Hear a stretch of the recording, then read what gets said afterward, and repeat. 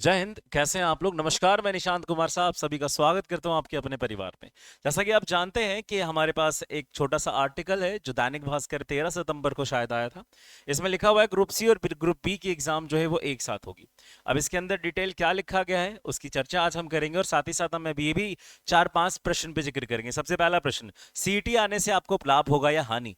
प्रश्न नंबर 2, क्या रेलवे के बच्चों को अंग्रेजी पढ़ना होगा? प्रश्न नंबर 3, क्या सिलेबस में ज्यादा छेड़खानी की जाएगी? प्रश्न नंबर 4, क्या जो 3 साल का समय हमें सीईटी पास करने के बाद दिया जाएगा और उसके बीच अगर वैकेंसी नहीं निकलती है तो क्या सीईटी का समय अवधि बढ़ाया जाएगा या फिर एज में कुछ आगामी वैकेंसी में छूट दी जाएगी? पांचवा सबसे बड़ा सवाल, पुराने बच्चे क्या करें? आइए सारी बातों को डिस्कस करते हैं। सबसे पहले तो मैं कहना चाहूंगा कि सीईटी से आपको लाभ होगा या हानि उससे जानने से पहले सीईटी है क्या वो समझिए। बैंक, एसएससी, रेलवे को मर्ज करके एक नया संगठन, मतलब परीक्षाओं को मर्ज करके एक नया संगठन बनाया गया जिसका नाम सीईटी रखा गया। और इसको जो हमारे इसका जो पूरा नाम है, ऑब्वियस सी बात है, सीईटी का जो पूरा नाम है वो कॉमन एलिजिबिलिटी टेस्ट है। और इसे जो कंडक्ट करेंगे वो एनआरए करेंगे। बच्चों के मन में एक बड़ा प्रश्न है कि हम सीईटी क्वालिफाई करके हमारी जॉब लग जाएगी? बिल्कुल भी नहीं। जब आप सीईटी क्वालिफाई करोगे तब क्या होगा बेटा, तब जब सीईटी आप क्वालिफाई करोगे तब आप वहां से आपको एक सर्टिफिकेट दिया जाएगा जो कि 3 साल तक वैलिड होगा। मतलब जो भी हो, स्कोर कार्ड या वटेवर जो भी एक बना के दिया जाएगा जो 3 साल तक वैलिड होगा।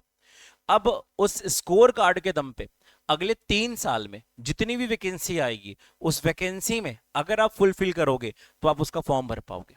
उदाहरण के तौर पे आपने सीईटी दिया और सीईटी में 90 नंबर ले आना है, तो सीईटी में नंबर नंबर ले आना है, हो सके उसी दरमियान अगले 3 साल के, मतलब पास करने के बाद वाले 3 साल के दरमियान एसएससी वैकेंसी लाती है। और एसएससी ये कहती है कि जिन जो बच्चे, मतलब ये भी चीज है कि इसका जो है वो कैटेगरी भी अलग अलग है। कोई 10वीं पास पे भर सकता है, कोई 12वीं पे भर सकता है, कोई ग्रेजुएशन पे भर सकता है। मेरी बात को सुनिएगा।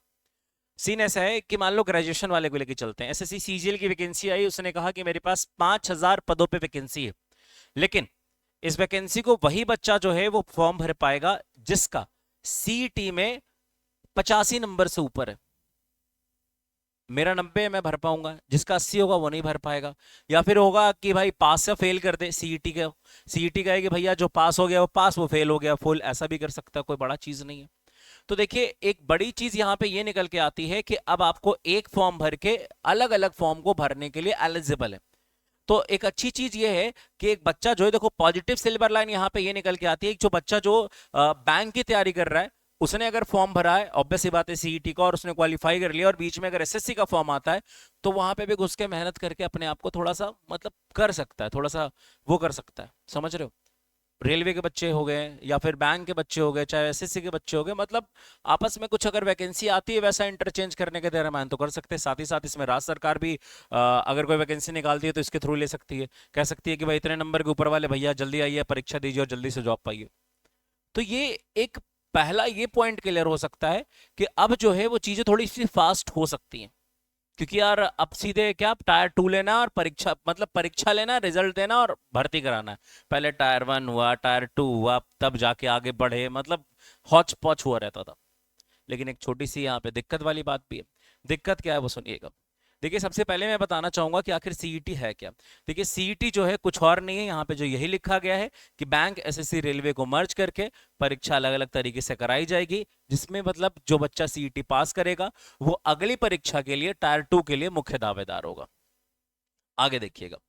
अब सीईटी की परीक्षा जो है वो 10th पास के स्टूडेंट भी कर सकते हैं, मतलब सीईटी की परीक्षा जो 10वीं वाले बच्चे भी दे सकते हैं, 12वीं वाले बच्चे भी दे सकते हैं, और जो बच्चे ग्रेजुएट है वो भी सीईटी की परीक्षा दे सकते हैं। ग्रेजुएट वाला तीनों दे सकता है, 12th वाला दोनों, तो 12वीं 10वीं, और 10वां वाला केवल 10वीं।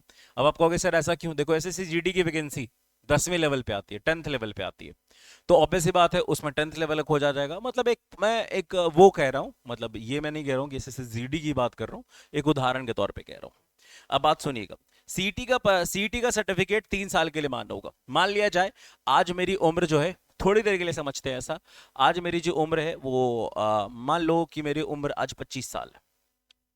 कोई फॉर्म है, एसएससी जो है वो मुझे कहता है कि 28 साल से ज्यादा तक का फॉर्म नहीं भर सकते। उदाहरण के तौर पे समझिए, आज सीईटी हुआ, मैं 25 वर्ष का हूं, मैं सीईटी पास करके खुश हुआ कि अगले 3 साल के अंदर एसएससी की वैकेंसी आएगी और मैं परीक्षा पास करूंगा और मेरी जॉब हो जाएगी। मान लेते हैं कि अगले 3 साल तक वैकेंसी आई नहीं, तो क्या होगा? हम तो यहाँ पे बैठे रह जाएंगे इंतजार में। वैसे तो ऐसा नहीं होना चाहिए, लेकिन फिर भी एक ऐसा भी पॉइंट बनता है। एक दो नहीं, ऐसे बहुत सारी खामियां यहाँ पे बनती हैं। उदाहरण के तौर पे ऐसा समझिए, पहले हमें सीईटी की जम के तैयारी करनी पड़ेगी, उसके बाद अगले एग्जाम के लिए लंबा वेट करना पड़ेगा, कब तक आएगा कब आएगा नहीं आएगा, फिर एक नया प्रिपरेशन करना पड़ेगा। सिलेबस में हेर बदल हो सकता है मे बी, लेकिन एक बात समझिए, जनरल कंपटीशन है, कितना फेर बदल करिएगा? ऐसा तो नहीं है ना। जनरल कंपटीशन का मतलब है, देखिए 10वीं तक ही सारे बच्चे का सिलेबस कॉमन होता है। अगर अभी से चेंज हो जाता है, कोई भैया कोई साइंस ले लेता है, कोई आर्ट्स ले लेता है, कोई कॉमर्स ले लेता है, सबका अलग अलग हो जाता है, तो सिलेबस तो ऑब्वियस ही बात है, जो आपका जनरल सिलेबस पहले से चलता आ रहा है वही सिलेबस रहेगा। इसमें आप ऐसा नहीं समझिए कि गणित में कैलकुलस पूछ लेगा या लिमिट पूछ लेगा, ऐसा कभी नहीं होगा। ओके, तो आपने इस चीज को बड़े अच्छे और बड़े प्यार से समझना है कि भाई सीईटी एग्जाम में एसएससी बैंक सॉरी एसएससी में बैंकिंग रेलवे में शामिल होने वाले सभी आयोग शामिल किया गया। अब एक सबसे खास बात, अभी मेरे को सबसे मतलब जो अलग सी बात लगी है वो समझिएगा।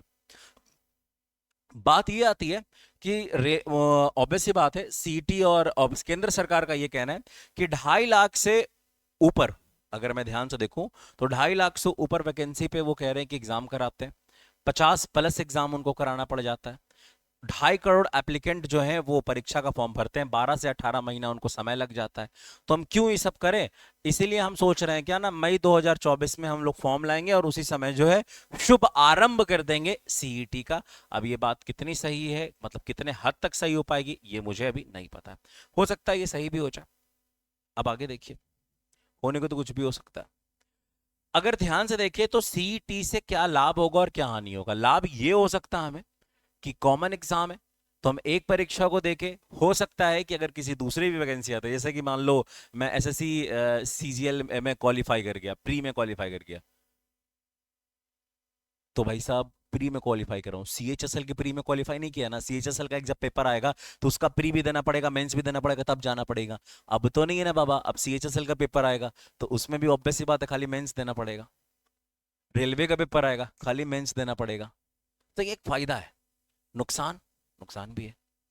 एक एग्जाम दीजिए, बैठिए, इंतजार करिए, क्या होगा नहीं होगा, फिर जाके खुद समझदार है आप। इसकी हानि के बारे में भी ज़्यादा चर्चा मैं नहीं करूंगा, लेकिन हर एक चीज़, हर एक सिक्के के दो पहलू होते हैं। अब क्या होता है पता नहीं। अब सबसे बड़ी बात है, रेलवे में इंग्लिश होगा या नहीं होगा। देखो, रेलवे में पहले इंग्लिश नहीं आती थी, अब आ भी सकती है कि नहीं आ सकती है। मेरा मेरा मेरा अपना ओपिनियन ऐसा है, मेरा अपना ओपिनियन ऐसा है कि जब हमारा सिलेबस डिसाइड किया जाएगा तो उसमें एक लैंग्वेज का सिलेबस होगा जिसमें हिंदी या इंग्लिश रखा जाएगा, हो सकता है और भी लैंग्वेज, रीजनल लैंग्वेजेस रखे जाए। एक चीज़ और भी ये गवर्नमेंट ने कहा था कि भाई साहब इसके लिए 117 से अलग हम एग्जाम सेंटर बनाएंगे, हर एक जिले में एग्जाम सेंटर होगा, बच्चों को दूर जाके एग्जाम नहीं देना पड़ेगा, इसके बारे में कहा गया था। और जब पिछली बार जब हुआ था, मतलब 2020 में जब चर्चा हुई थी, तो उस समय ये बोला गया था कि एक बच्चा साल में 2 बार हम सीईटी की परीक्षा लेंगे, और साथ ही साथ जो बच्चा चाहे जितनी बार भी परीक्षा दे सकता है। अगर पिछले बारे में 80 नंबर पर, पिछले सीईटी की परीक्षा में बच्चा 80 नंबर लाया और इसी साल दूसरा परीक्षा हुआ उसमें बच्चा 70 नंबर लाया, तो ज्यादा नंबर वाला वैलिड होगा, कम वाला वैलिड नहीं होगा। यानी आप जितनी बार परीक्षा देना चाहें उतनी बार दे दीजिए, उसमें जो मैक्सिमम मार्क्स वाला होगा ना वही वैलिड होगा अगले 3 साल के लिए। कितने साल के लिए? अगले 3 साल के लिए। अब देखिए, यही इसका समागम था। अब आप लोग कमेंट बॉक्स में बताइए कि इसमें क्या लाभ है और क्या हानि है, और आपके कमेंट से मैं आपके क्वेश्चन को उठाऊंगा और एक वीडियो फिर से आपको बना के दिखाऊंगा। तो आज के लिए इतना ही। Thank you very much. आप सभी को कैसा लगा ये वीडियो नीचे कमेंट सेक्शन में जरूर बताइएगा, और वीडियो को लाइक करना ना भूलें। Thank you. Oh my God, मैं अपना पोज लगा देता हूँ। Thank you.